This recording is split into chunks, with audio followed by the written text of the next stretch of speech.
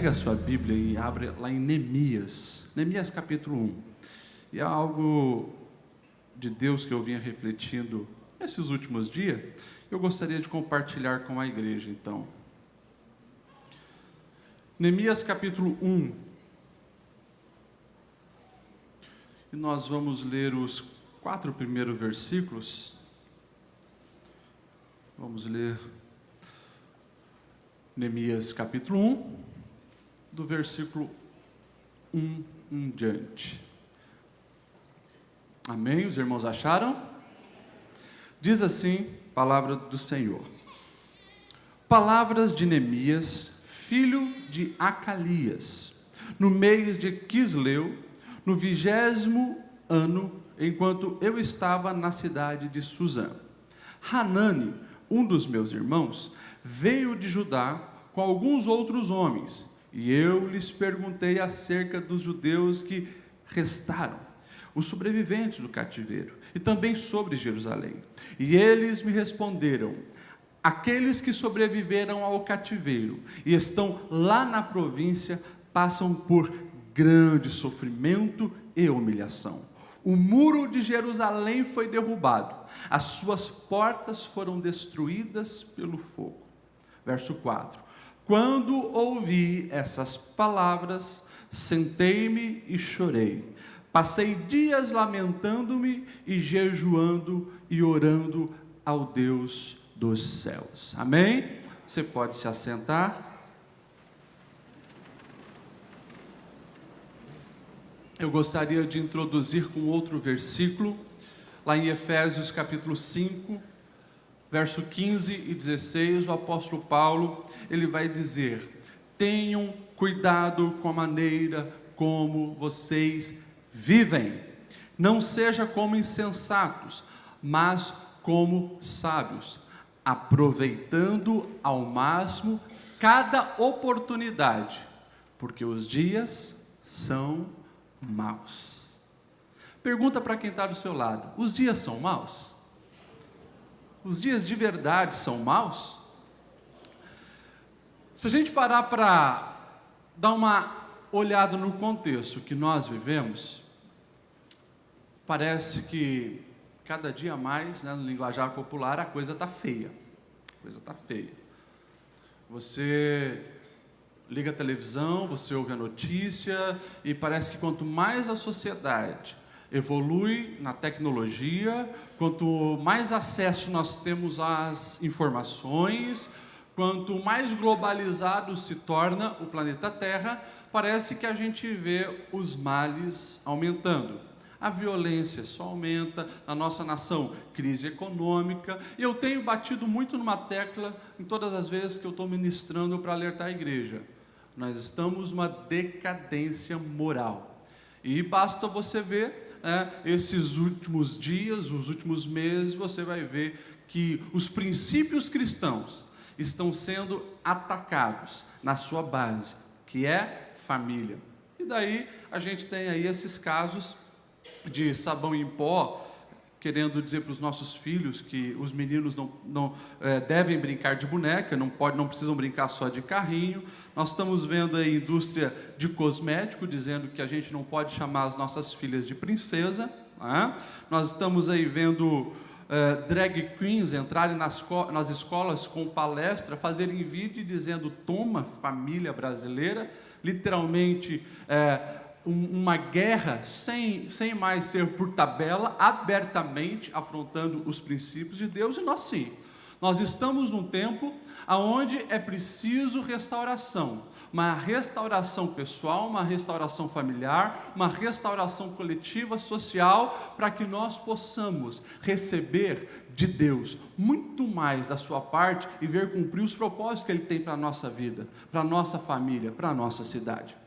Quando nós olhamos para Neemias, nós vemos Neemias se despertando para uma urgência de restauração, algo muito parecido com aquilo que nós vemos hoje. Você provavelmente já ouviu falar dessa história, você conhece um pouco do contexto.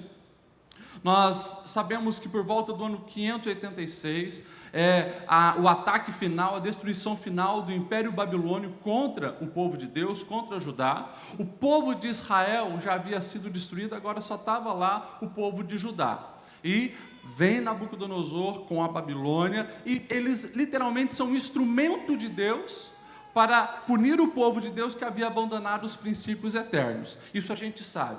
E Deus mesmo tinha falado através do profeta Jeremias que 70 anos haveria de cativeiro. E assim acontece. O povo de Israel é levado para o cativeiro, e lá nós temos histórias fantásticas, como você já ouviu a história de Daniel, Sadraque, Mesaque, Abdenego. Você conhece essas histórias. Sabemos que depois de 70 anos, um outro império se levanta, né? Um tio e um sobrinho que eram rei, Dário e Sírio, eles unem-se força, o Império Medo-Persa, né, conhecido literalmente por essa expressão, o famoso Império Medo-Persa, eles unem-se força, derrubam a Babilônia, e a política deles era muito diferente.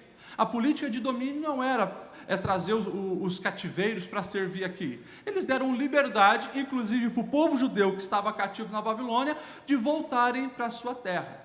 Então nós vamos ver pelo menos 3 levas voltando para Jerusalém, os judeus saindo da Babilônia e indo para Jerusalém. Nós vamos ver a primeira leva com Zorobabel, que é aquele que Deus levanta para restaurar o templo. Nós vamos ver uma segunda leva com Esdras, que está aí na tua Bíblia também o livro de Esdras, chamado para restaurar a lei e o culto ao Senhor. E nós vamos ver então essa última leva com Neemias, que o propósito era esse, de restaurar os muros. Neemias, ele estava lá servindo no Império Medo-Persa. Ele estava servindo o rei de uma maneira muito destacável. Neemias, ele era copeiro do rei. E se nós estudarmos um pouco a história, nós vamos ver que na antiguidade o cargo de rei sempre era um cargo muito ameaçado. Era um cargo muito cobiçado, então ele tinha alguns opositores, principalmente da sua família. Os seus parentes podiam querer se levantar, porque tinham sangue real também, e queriam destituir o rei. Tinha também o general do exército. No caso do Império Romano, lá atrás, tinha o Senado, que tinha uma força. Então o cargo de rei sempre era um cargo muito ameaçado, e praticamente na antiguidade todo rei tinha o seu copeiro. O que o copeiro fazia? O copeiro fiscalizava se a comida do rei não estava envenenada, que era uma das formas mais comuns de se matarem o rei, envenenado. Então ele bebia o vinho do rei antes do rei beber, ele comia a comida do rei antes do rei comer, para ver se não tinha nenhum veneno e o rei pudesse sobreviver. Neemias conseguiu alcançar esse cargo de extrema confiança. E provavelmente não era apenas o copeiro que provava a comida e a bebida do rei. Provavelmente, por ser uma pessoa muito próxima, também tinha influência sobre o rei. Alguns chegam a dizer, alguns teólogos, que Neemias, nessa função de copeiro, exercia um cargo parecido como hoje nós temos o primeiro-ministro, né, de alguns países. Então, era mais ou menos essa situação de Neemias. Muito bem, confortável, comendo do bom e do melhor, mas, de repente, chega uma notícia aos ouvidos de Neemias. Um personagem, um parente seu, chamado Anani ou Hanani, e ele chega para Neemias e diz: Neemias, infelizmente, o povo que retornou, o povo que saiu aqui do cativeiro e agora está lá na terra sagrada de novo, está sofrendo muito. Não há segurança, não há paz, não há estabilidade. Os inimigos cruzam o nosso território o tempo todo, zombando da gente, ridicularizando do nosso povo. A terra dos nossos pais está sendo profanada. Quando Neemias ele ouve aquilo, o texto diz que o coração dele se aperta, e ele começa a lamentar e a chorar, a orar, e entra num jejum diante do seu Deus. E aqui eu já quero fazer uma ponte para a nossa realidade hoje. Nós olhamos as nossas vidas, nós olhamos a nossa sociedade, nós olhamos as nossas crianças, as nossas escolas, a nossa economia, a nossa política, a nossa profissão. A gente consegue realmente ver que os muros estão caindo. As famílias não têm mais aquele amor, aquela vontade de estar perto. As famílias sentam na mesa, não tem mais o diálogo. cada um parece que está com uma barreira, né, chamada celular, WhatsApp, fica ali, de cabeça baixa, as redes sociais tirando o tempo das pessoas, os entretenimentos tomando todo o tempo das pessoas e, literalmente, os muros que protegem a família estão ruindo. Quando nós falamos da nossa vida social, nós estamos mergulhados numa sociedade altamente egoísta, cada um preocupado só com o seu umbigo. Uma sociedade que não estende a mão mais para ajudar o próximo, uma sociedade que quer trabalhar apenas para si mesmo, alcançar o topo, independente do que precisa se fazer para chegar lá. Olhamos para a nossa política, nem precisa dizer que esses muros estão todos destruídos. A gente olha para a nossa vida de brasileiro, a nossa vida de blumenauense, a nossa vida de cristão. Muitas vezes os muros da nossa espiritualidade também estão ruídos. E a pergunta é: o que nós precisamos fazer para que haja uma restauração na nossa vida, na nossa família, na nossa sociedade? O exemplo de Neemias, ele nos dá algumas preciosas luzes, alguns preciosos orientação. O que realmente precisa acontecer para haver a restauração? E a primeira coisa que precisa acontecer é Deus encontrar um coração que se importa. Você pode perguntar para o outro vizinho agora: você se importa? Deus precisa encontrar um coração que se importa, para que comece a restauração. Olha só na sua Bíblia o versículo 4 que nós lemos: quando ouvi essas coisas, sentei-me, chorei, passei dias lamentando, jejuando e orando ao Deus dos céus. Neemias, ele sentia a dor do seu povo. E sabe o que mais me chama a atenção? O que mais me chama a atenção quando nós olhamos a história de Neemias, é que Neemias, ele não pisou em Jerusalém. Neemias não nasceu em Jerusalém, foi levado para o cativeiro e agora estava levando. Não, Neemias foi aquele que nasceu no cativeiro. Olha só, que importante papel os pais de Neemias exerceram em colocar no coração daquele menino que cresceu lá na Babilônia e depois do Império Médio-Persa, as leis de Deus, os propósitos de Deus, a promessa que Deus lá atrás tinha dado a Abraão, de colocar eles numa terra para dominar, para serem frutíferos. Aquilo estava no coração de Neemias, ele não se esqueceu daquilo, e quando ele ouve que os muros da cidade sagrada estão destruídos, ele sente aquela dor, ele se compadece, ele fica ali indignado, chorando, jejuando. Para que aconteça a restauração, é preciso sentir aquilo que Deus sente. É preciso chorar por aquilo que Deus chora. Se você deseja ser usado por Deus, e esse é o propósito, talvez você veio aqui no domingo à noite e está dizendo: pastor Lediel, eu acho que a tua palavra não foi a certa, porque meu coração está aflito, eu estou angustiado, eu sou a última pessoa que deveria me levantar para propor uma restauração. Ei, a palavra de Deus é muito clara, é na nossa fraqueza que vem a força dele sobre nós. É quando a gente se enxerga, a gente lamenta, mas é aí que a gente ora, a gente chora. É que Deus, mesmo na nossa fragilidade, Ele nos capacita e nos levanta. Estava lá, alguns meses, Neemias chorando e se lamentando, até que ele ouve a voz do Senhor. Porque Deus olha para aquele coração e percebe: ali tem alguém que se importa, ali tem alguém que realmente quer fazer a diferença. Ou você acha que Neemias era o único judeu que estava em um bom cargo no Império Médio-Persa? Não. Bem provável, tinha muitos outros judeus, muitos outros também sabiam da situação que estava lá, a terra sagrada, que estavam os muros de Jerusalém, mas ali Deus encontrou um coração que se importava, alguém que chorava por aquilo que realmente está no coração de Deus. Talvez, na sua família, você consegue olhar para alguns quadros de destruição. Talvez você vê um parente, um irmão, um sobrinho, um tio, e você olha para aquilo e parece que nem eles estão percebendo do caos que está lá alojado. Mas o que Deus precisa é encontrar no teu coração alguém que se importa, alguém que está disposto a chorar, a orar, a realmente sentir por aquelas pessoas. Nós precisamos olhar para as nossas crianças do Brasil, independente se você tem filho pequeno na escola ou não, a gente precisa estar indignado. Se o teu filho está numa escola pública ou numa escola particular, você não pode se conformar com a ideologia de gênero batendo nas nossas portas, palestras sendo dadas na nossa escola e a gente cruzar os braços. Ah não, não é na escola do meu filho, então não me importa. Como não se importa? Aquelas crianças que estão sendo confundidas não são preciosas para o Senhor? A gente não vai se importar? O que está na mídia, o que nossos filhos estão assistindo? A gente não vai se importar com nada? Vamos ficar ali só olhando para o nosso umbigo?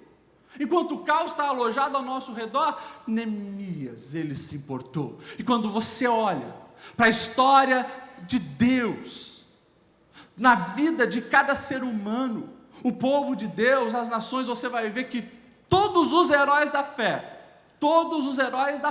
eram pessoas inconformadas com a realidade que eles estavam inseridos. Estava lá um gigante zombando do povo de Deus, o exército acovardado. Até que um menino ruivo que estava lá na função quase de office boy, foi levar pão para quem estava lá na guerra. Ele ouve, quê?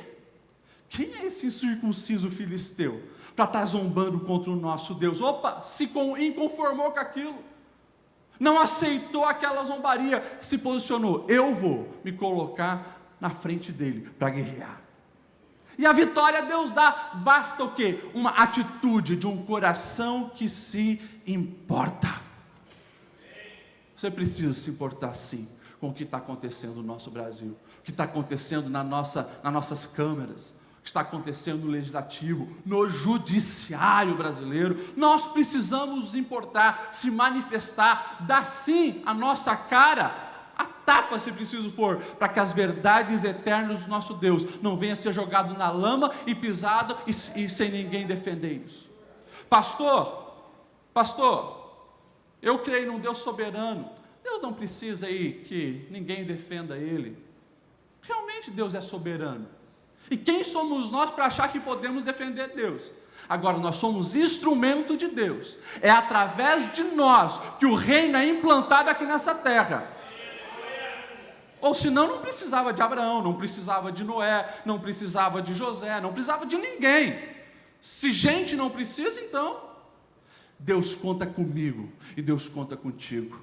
Faça com que o teu coração se importe. Como que acontece isso, pastor? Se aproximando do eterno. A gente só sente o que Deus sente se nós estamos na presença dEle. Pastor, o que mais precisa acontecer para que a restauração seja algo real? É quando Deus encontra alguém que está disposto a renunciar. Está lá, capítulo 1, verso 11. Nessa época eu era o copeiro do rei. Imagine, morando em Suzã, a capital do império que estava bombando na época. Copeiro do rei, cargo de confiança, protegido, ganhando uma boa renda. Estava na boa. Agora aquela dor consumia o coração de Neemias, e ele não se conformou com aquilo. Ele sabia que Deus o tinha chamado para essa grande obra, então ele se levanta e ele vai falar com o rei. O rei percebe que ele anda abatido, o rei percebe que Neemias não está no seu estado normal, sempre disposto, sempre alegre. Neemias, o que está acontecendo? Como posso eu estar alegre sabendo que lá, a cidade sagrada onde está o túmulo dos nossos pais, está sendo zombado, vilipendiado, ridicularizado? Não tem como eu estar em paz. E no momento certo, ele fala para o rei sobre o projeto que Deus tinha dado, pede a autorização do rei para ir fazer a diferença. Irmãos, todos nós, principalmente aí depois que a gente passa da juventude, a gente tende a entrar numa zona de conforto. A gente tende a se acomodar. A gente tende a, muitas vezes, cruzar os braços. Não, alguém vai fazer, outros vão. Sim, outros vão. porque o Senhor, Ele zela pelo seu reino, e vai levantar gente da onde seja. Agora, você vai perder a oportunidade de ser um instrumento de Deus, só porque quer ficar na zona de conforto?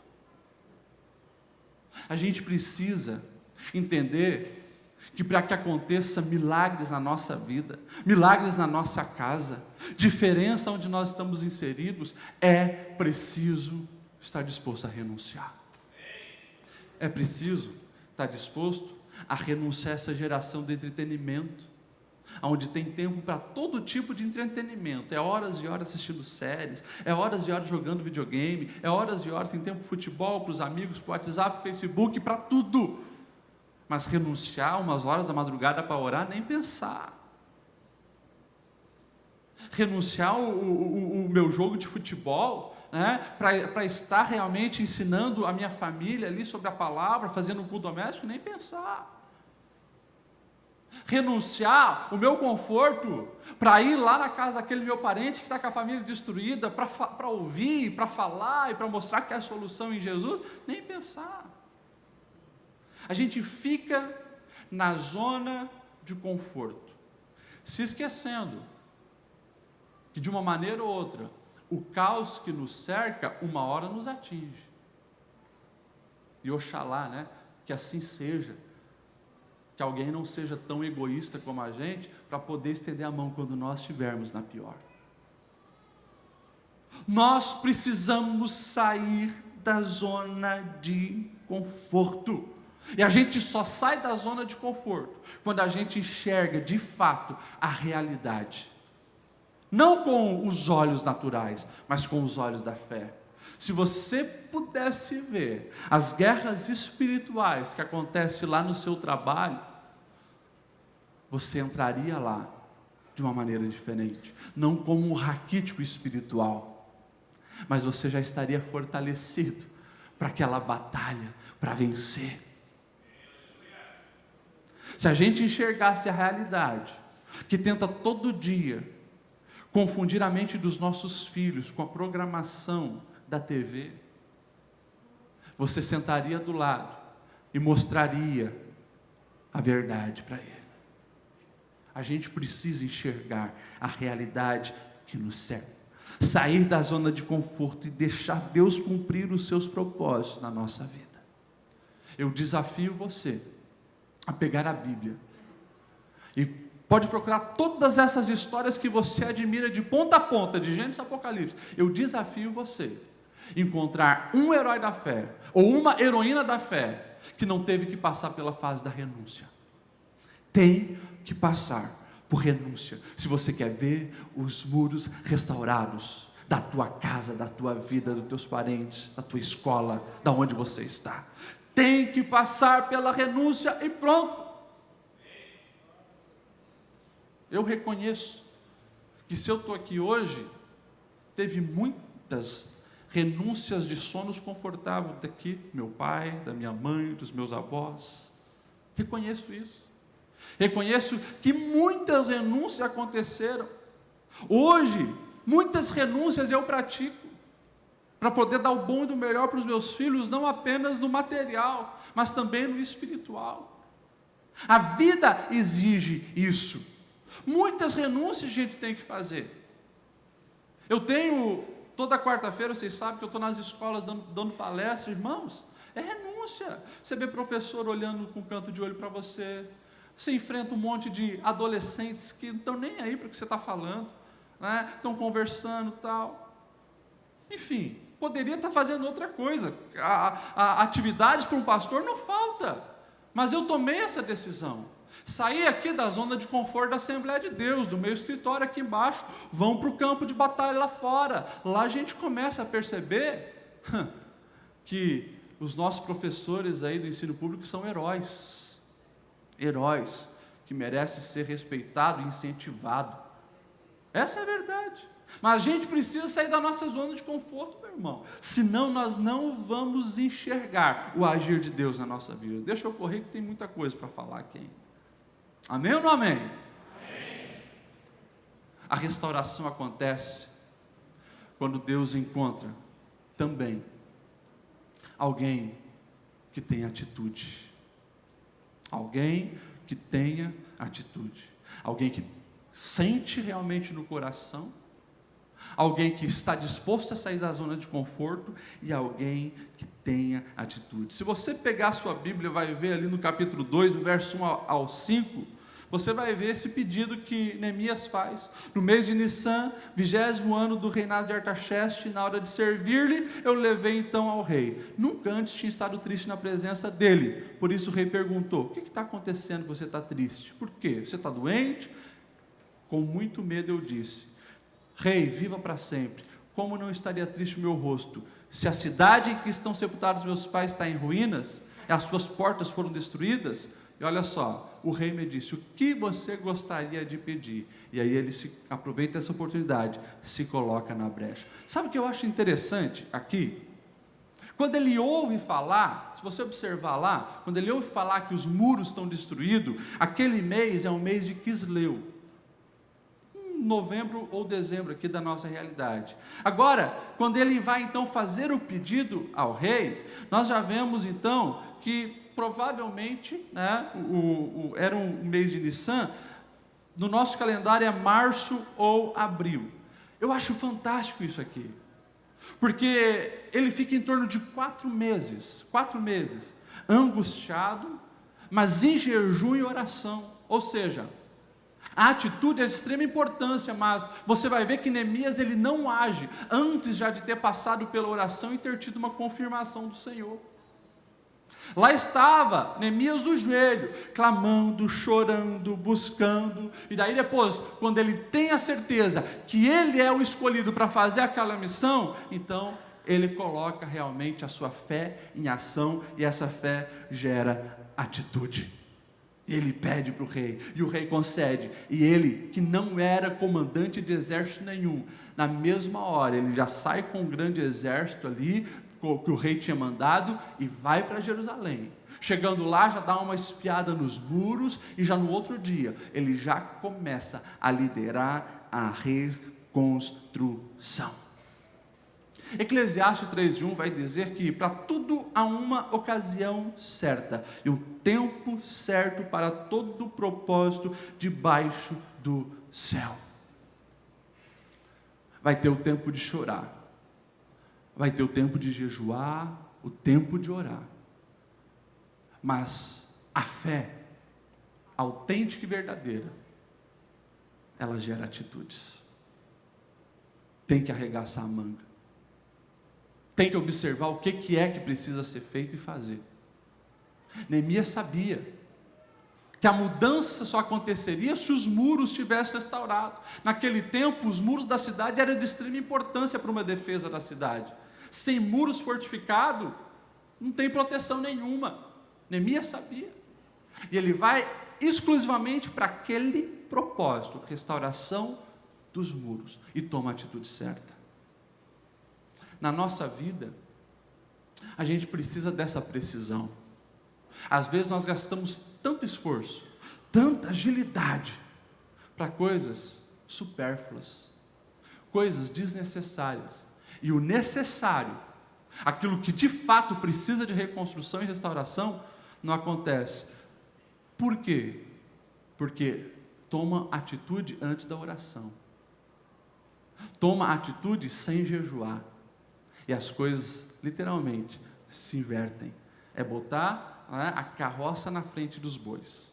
Agora, quando tem a confirmação do Senhor, quando vai para a palavra para saber a vontade do Pai, as atitudes precisam acontecer, e acontecer da maneira certa. Irmãos, analisa a tua vida. Que atitude você precisa tomar para restaurar o relacionamento com seu filho? Que atitude você precisa tomar para restaurar a paz lá no teu trabalho? Pastor Lediel, é complicado, porque no contexto, tu não sabe, eu que fui o ofendido. Eu sou a vítima, pastor Lediel. A palavra de Deus diz, independente se você causou ou foi a vítima, toma atitude, se humilha e peça perdão. Vai haver a restauração. pague o mal com o bem, são as palavras do Senhor. Nós precisamos olhar para a nossa realidade e tomar uma atitude, desde as coisas dentro de casa, nos relacionamentos, nas coisas da nossa parentela, quanto para fora. Ei, as nossas escolas, as nossas ruas, as favelas de Blumenau estão carentes de projeto, de ação social. Há brechas e nichos na nossa sociedade que precisa de uma intervenção. E quem que vai intervir? A igreja. A igreja sendo igreja. Igreja, meus irmãos, vai muito além de estar aqui, batendo cartão nos domingos e ouvindo uma palavra. Igreja, a gente sai daqui no carro, no trânsito, na nossa casa, nós somos igreja. No nosso trabalho, nós somos igreja. Ou seja, representantes de Cristo. Quem convive com você, olhando para você, consegue enxergar Jesus? As nossas atitudes precisam ser assim, precisam ter essa pegada, resplandecer a glória do Senhor. Mateus 5, verso 16. Resplandeça a vossa luz diante dos homens, para que vejam realmente as vossas boas obras e glorifiquem o Pai que está no céu. É assim. E é assim que a gente muda a nossa sociedade. É assim que o índice de evangélicos do Brasil aumenta, mas as mudanças aumentam também, quando eu entendo que a mudança começa em mim. É a velha frase: mude o mundo, mudando primeiro você. E eu vou correr para finalizar. A restauração acontece quando Deus encontra alguém determinado a cumprir os propósitos de Deus. Deus sabe que gente determinada é gente que vai até o fim, é gente que vai superar as dificuldades. E essa é uma realidade que muitas pessoas hoje esquecem, né? A famosa geração mimimi, né? Mimimi nos dois termos, a geração que só reclama, né? E a geração que só mimimi, no inglês, eu, egoísta, né? Ou seja, quando nós falamos dessa geração, essa geração precisa entender, a minha geração precisa entender, que não existe grande obra de restauração sem adversidades, sem dificuldades. E quando eu falo adversidade, você pode se preparar que vai se levantar adversários, sim. A gente não gosta disso. E os nossos adversários, principalmente dessa questão de moralidade, tentam confundir crente despreparado, dizendo: não, mas Jesus pregou paz e amor. Mas o nosso Jesus também é o Jesus da justiça. O nosso Jesus é o Jesus que sim, ensina o respeito, o amor ao próximo, mas não quer que a verdade eterna seja jogada na lama, camuflada de tudo pode, tudo é certo, e todos os caminhos, né, levam ao céu. A gente precisa cuidar com essas coisas. Deus precisa encontrar em nós pessoas determinadas a cumprir os propósitos de Deus. Tivemos aí, final de outubro, Reforma Protestante. Dá uma lida na história de Lutero, e você vai ver que só aconteceu aquelas mudanças, só foi tirada aquela geração de pessoas de uma cegueira espiritual, onde pagavam fortunas para ter um terreno no céu, pagavam fortunas por absurdos que a palavra não ensinava. Quanta dificuldade Lutero teve que enfrentar, quantos adversários, quantos riscos de morte ele passou, mas ele sabia do chamado de Deus para a sua vida. Quando nós olhamos a história de Neemias, você vai ver já desde ali do capítulo 2, versículo 10, você vai ver o seguinte verso: Sambalate, o horonita, Tobias, o oficial amonita, ficaram muito irritados quando viram que havia gente interessada no bem dos israelitas. E você vai ver o decorrer da história, você vai ver as estratégias satânicas, você vai ver Sambalate, Tobias, Gesem, primeiro tentando confundir o foco de Neemias. Neemias, eles mandam um recado: para com essa obra, dá um tempo, cara, vem aqui, tomar uma gelada com a gente, Neemias, vamos bater um papo legal. Está lá no capítulo 6, depois você dá uma lida. Eles querem tirar o foco de Neemias. Por 3 vezes seguidas eles mandam um convite para Neemias parar, ir lá conversar com eles, tirar um momento de lazer. Agora, dá uma olhada na resposta de Neemias. Neemias o tempo todo dizendo: estou fazendo uma grande obra e não posso parar. Estou fazendo uma grande obra e não posso parar. Foco naquilo que tem realmente valor eterno. A gente hoje, e eu já preguei umas 2 vezes sobre isso, está caindo muito nessa estratégia de Satanás, que é a estratégia da distração. A distração. A gente se esquece que reino de Deus é amar o Senhor acima de todas as coisas e o nosso próximo como a nós mesmos. Gaste sim. É importante ter um momento de lazer? É importante a gente trabalhar, ter os nossos recursos financeiros? Sim. Agora, se a tua vida não mais tem tempo para as coisas espirituais, você está caindo numa seta satânica de distração. Escute isso. Se você não consegue mais tirar tempo de qualidade para os seus filhos, está caindo sim numa seta de distração. Se você não consegue estender a mão para alguém que está necessitado, seja uma visita em alguém que você conhece e ouviu dizer que está no hospital, está na cadeia, está no asilo, se você não consegue mais fazer o bem a quem precisa, você está caindo numa seta de distração satânica. Nós precisamos parar e repensar, porque sim, assim como os adversários de Neemias o tempo todo chamando eles, nós estamos o tempo todo sendo chamados pelo adversário.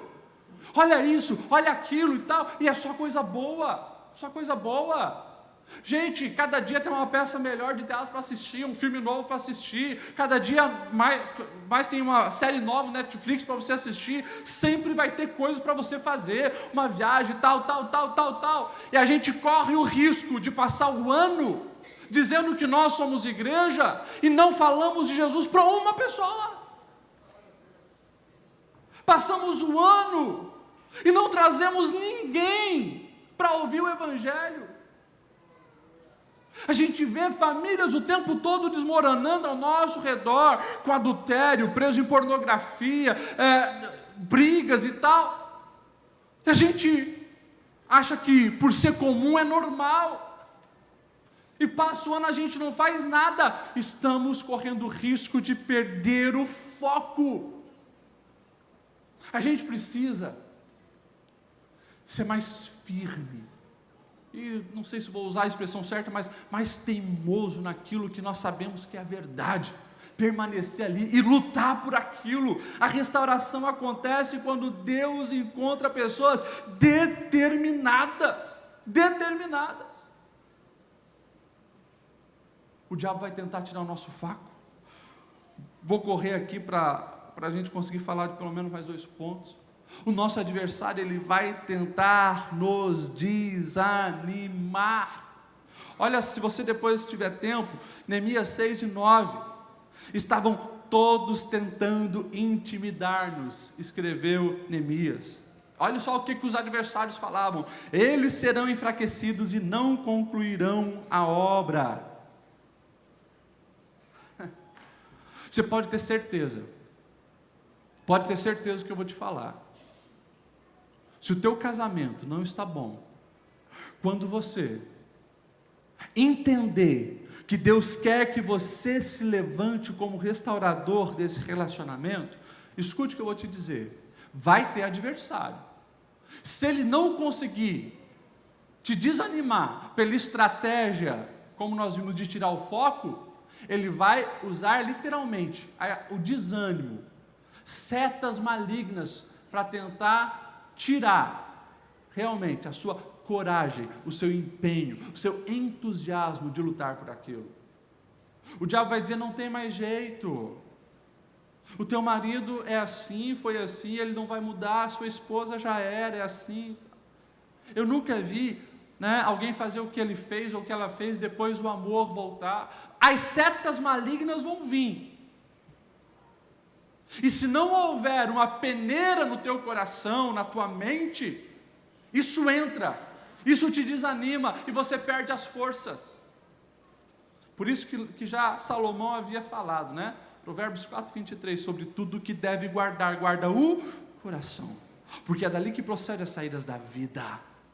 Se você permitir que todas as palavras que são lançadas sobre você de desânimo entrem no teu coração, você não faz nada. Citei Davi e cito de novo, o próprio irmão dele, é o Davi. O que foi, cara? O que você está fazendo aqui? Com quem que você deixou aquelas pouquinhas ovelhas? Ou seja, cara, o teu negócio é lá. Sai daqui. Todos olharam para Davi, até o próprio rei. Mas você, assim? Escute o que eu vou te dizer. Os adversários, eles não conseguem desanimar alguém que tem o coração guardado, blindado e protegido pela palavra do Eterno.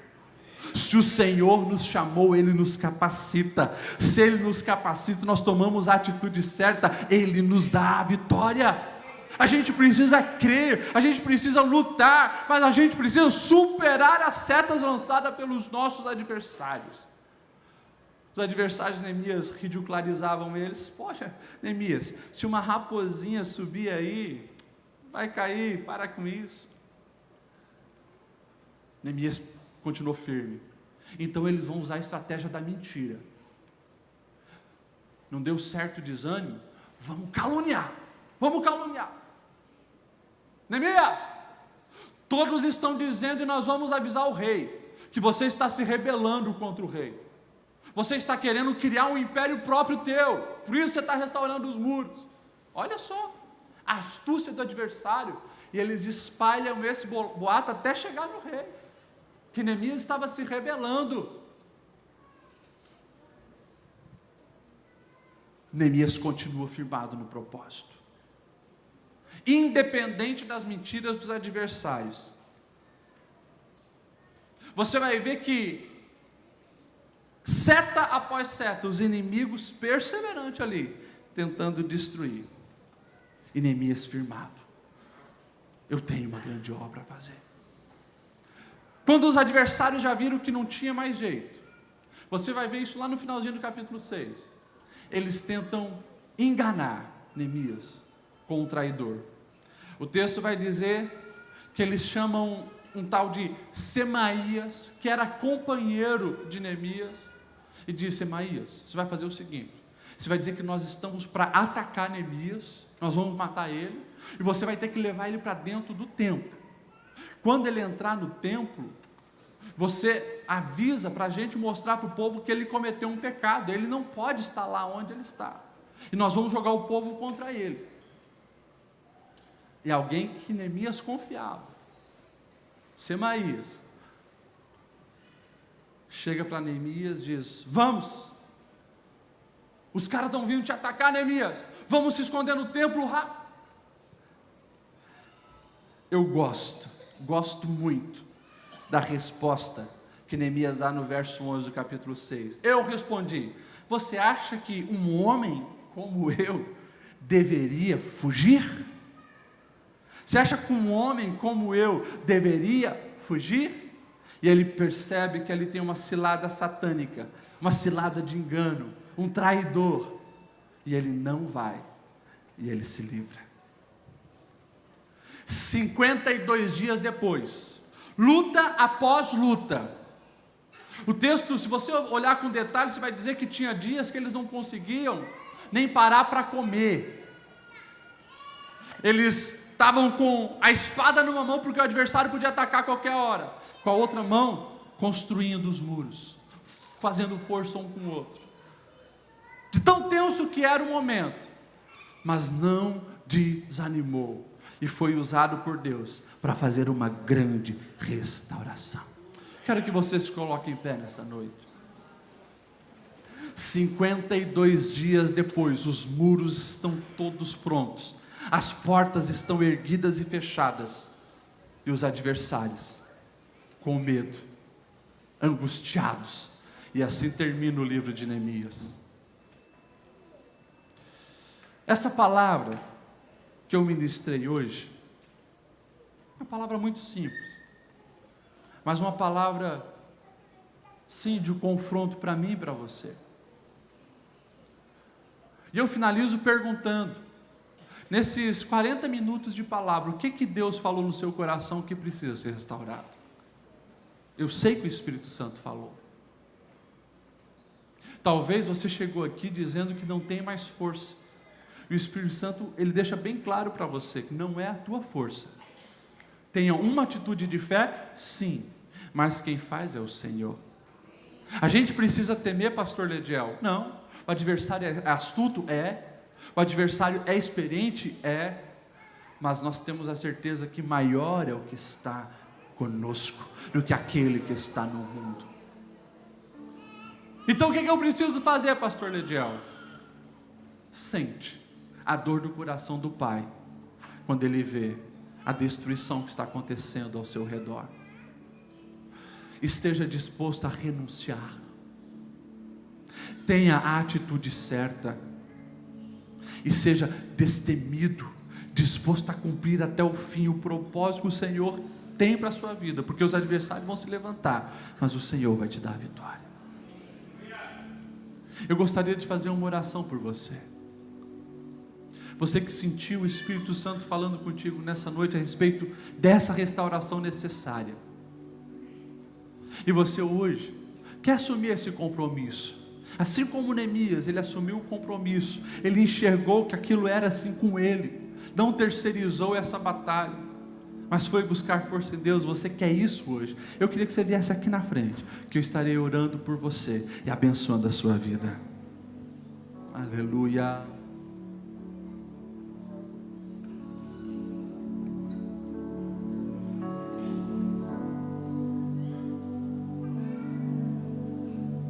Como Blumenau precisa ser impactado pelo povo de Deus.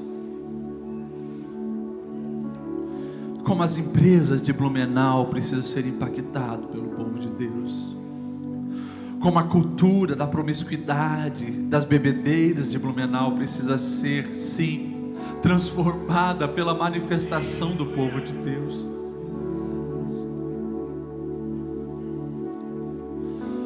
Oh, aleluia. Dá um passinho mais para frente, está chegando mais gente. Quero passar o pastor Nilton, pastor da igreja. Ele vai fazer essa oração. Ele vai abençoar a sua vida nesse momento.